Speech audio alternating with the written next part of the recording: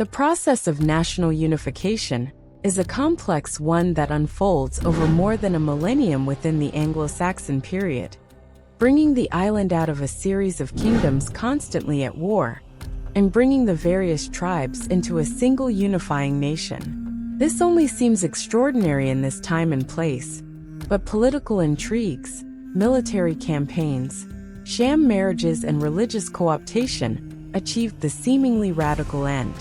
The unification of the various Anglo-Saxon kingdoms laid the basis for England and its future identity, and was brought about through the efforts of the great figures like Alfred the Great and his successors.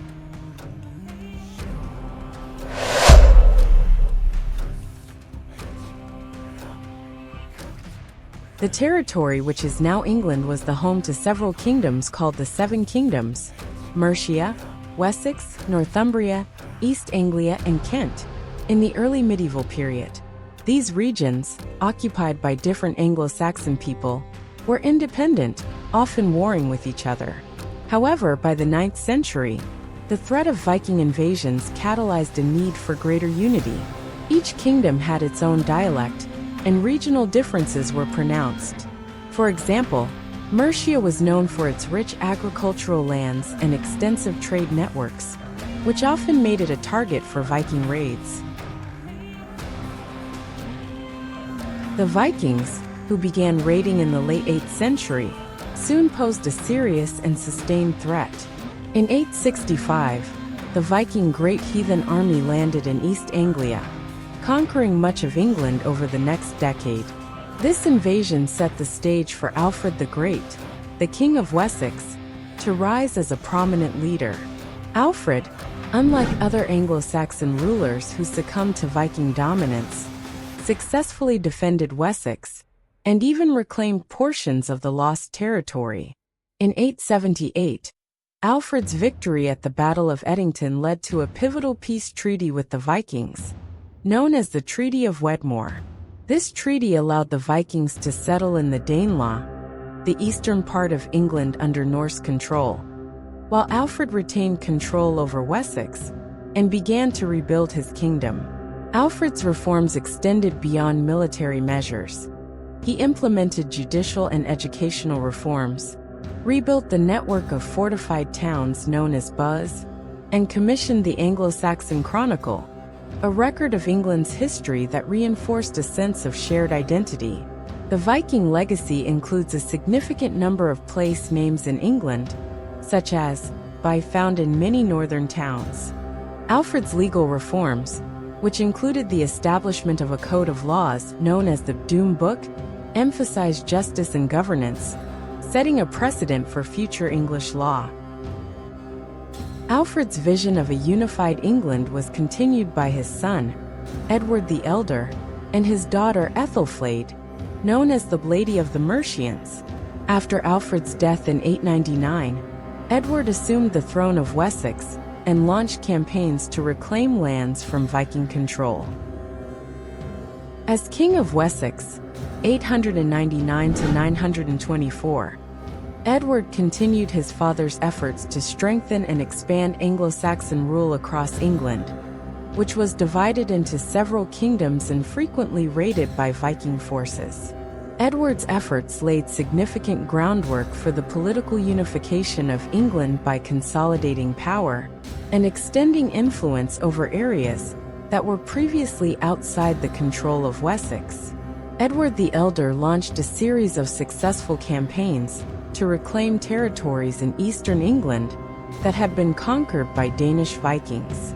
Alongside his sister Æthelflæd, Lady of the Mercians, he led forces to drive the Norse invaders out of various regions, securing key towns and fortresses, including Derby and Leicester.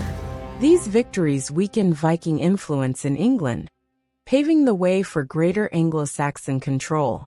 Edward's close alliance with Mercia, where his sister ruled as a powerful and independent leader, helped him unify Wessex and Mercia against external threats. Æthelflæd's support was instrumental in expanding Edward's influence, and after her death in 918, he took direct control of Mercia. This move strengthened his rule over a substantial portion of England, effectively bringing Mercia under Wessex's domain. Edward continued his father's policy of building fortified settlements known as burhs. These fortifications not only protected against Viking attacks, but also served as administrative centers, helping to establish a structured government and legal system across the lands he controlled. This network provided stability, encouraged trade, and solidified Edward's authority in newly acquired territories. Edward expanded his influence further by asserting dominance over smaller Anglo-Saxon kingdoms and regions, including East Anglia and Northumbria. By doing so, he effectively extended Wessex's control across nearly all of England south of the River Humber, creating a more unified Anglo-Saxon identity.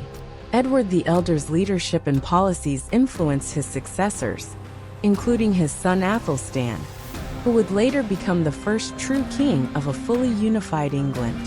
Edward's achievements in consolidating Anglo-Saxon power provided a strong foundation for his successors to build upon. Æthelflæd, ruling in Mercia after her husband's death, played a crucial role as an ally. She led campaigns, fortified towns, and established a base of power that allowed for greater Anglo-Saxon control over Mercian lands. Æthelflæd's military and political acumen is notable.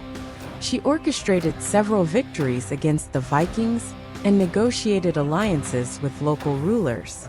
The male monarchs often overshadow her role in the unification process, yet she was instrumental in consolidating territory in Mercia. Her efforts, alongside Edward's, significantly weakened the Viking hold in the Midlands and the north. Upon Æthelflæd's death in 918, Edward took control of Mercia, further expanding his influence. By 920, Edward was recognized as a paramount ruler across much of England, marking a significant step toward unification. Edward was one of the first Anglo-Saxon kings to adopt the title King of the Anglo-Saxons, emphasizing the move toward a unified identity. The Annals of St. Neots, to support Æthelflæd's significant contributions to unification.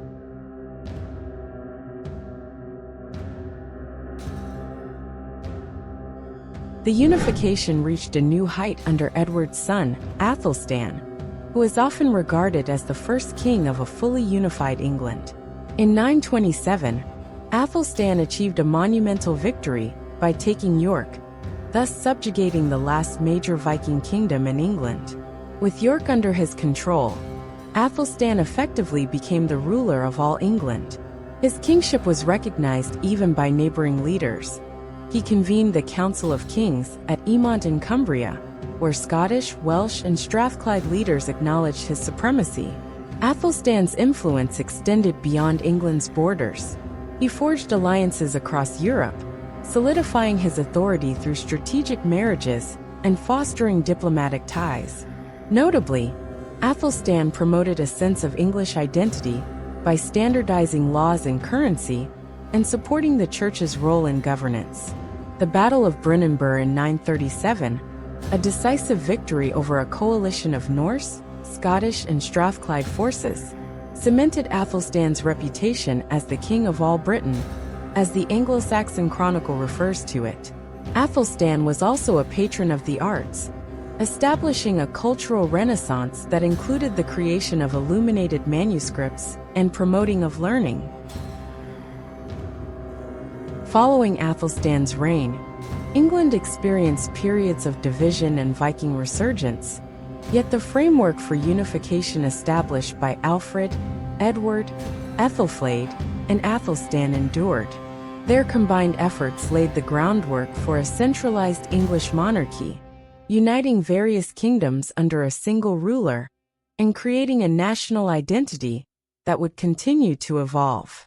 The unified governance model helped England resist subsequent Viking invasions more effectively, especially during the time of later kings like Edgar the Peaceful and Æthelred the Unready. By the time of the Norman conquest in 1066, England had largely become a cohesive nation-state, with established laws, a centralized administration, and a strong monarchy. Religious influence also played a crucial role in England's unification. The Christian Church served as a unifying force, as clergy members promoted a shared Anglo-Saxon identity. Monasteries and churches helped preserve learning, spread Christianity, and fostered a common religious culture across kingdoms. Kings like Alfred and Athelstan promoted literacy and learning, supporting monasteries that cultivated a sense of shared Anglo-Saxon heritage. The Church's role in governance became formalized, with bishops advising kings and religious texts, emphasizing the unity of Christian England under God's guidance. This spiritual dimension gave the unification of England a moral and cultural legitimacy, reinforcing the political structures established by the monarchy.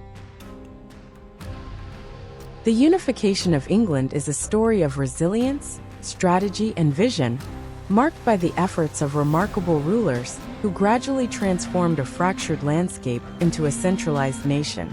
Starting with Alfred the Great's defiance of Viking invasions, the succession of rulers, including Edward the Elder, Æthelflæd, and Athelstan, collectively expanded Anglo-Saxon influence and forged a shared English identity.